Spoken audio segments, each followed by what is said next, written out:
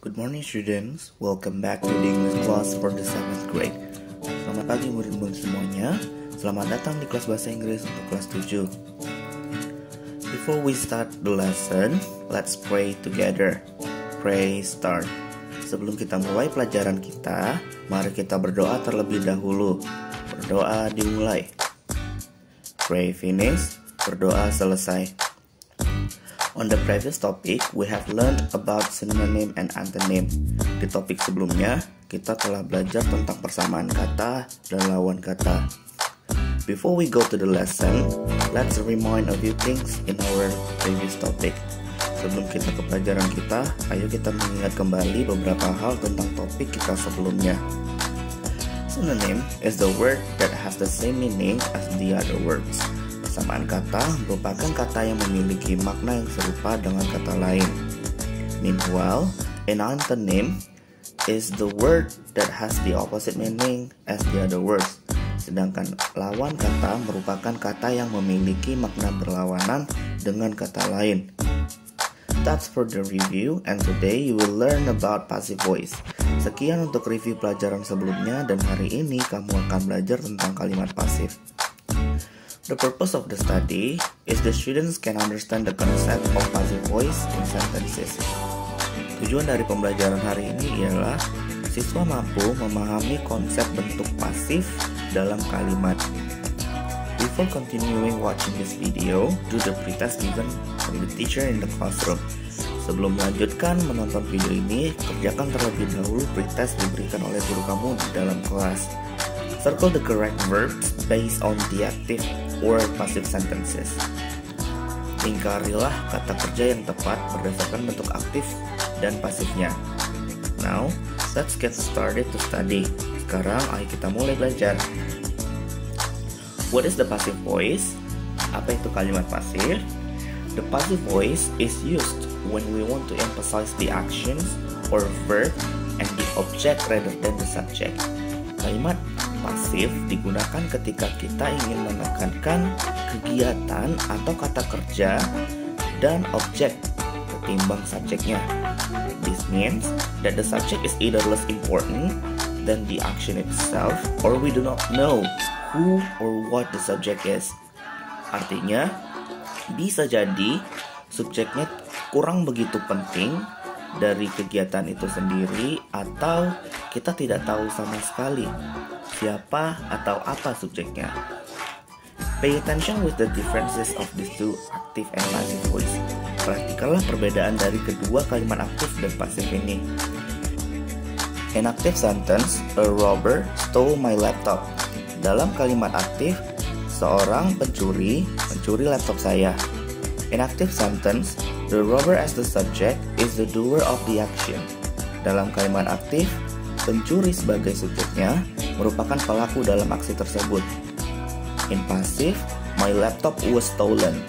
Dalam bentuk pasif, laptop saya dicuri. In this passive sentence, my laptop as a subject is the receiver of the action.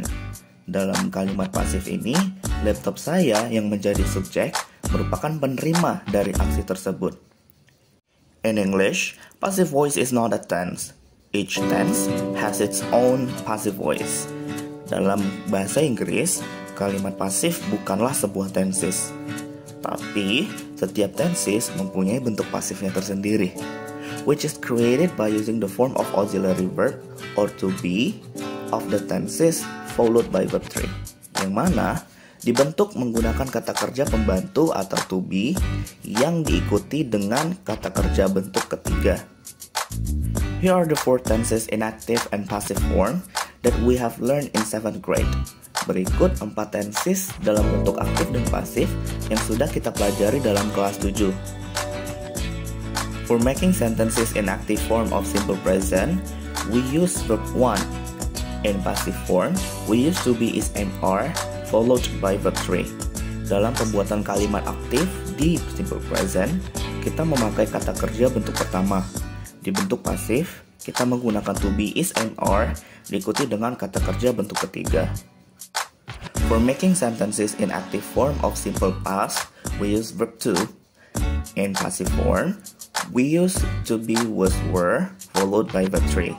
Dalam pembuatan kalimat aktif di kalimat past tense, kita memakai kata kerja bentuk kedua.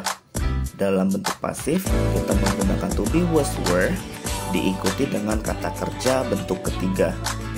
For making sentences in active form of present continuous tense, we use verb aim. In passive form, we use to be, is, and are followed by being and verb 3. Dalam pembuatan kalimat aktif di present continuous tense, kita memakai kata kerja dan ing. Di bentuk pasif, kita menggunakan to be, is, and are diikuti dengan being dan kata kerja bentuk ketiga. Dalam pembuatan kalimat aktif di present perfect, kita memakai has atau have dan kata kerja bentuk ketiga.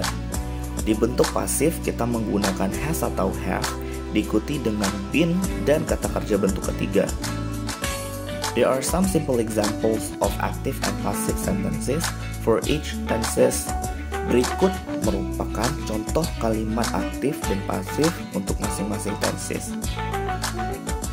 The conclusion for our lesson is the passive voice is used when we want to emphasize the action and the object rather than the subject. Kesimpulan untuk pelajaran kita ialah kalimat pasif digunakan ketika kita ingin menekankan kegiatan dan objek ketimbang subjeknya. Exercise latihan. Do your exercise on page 149, part A, number 1 till number 3, and part B, number 1 until number 3.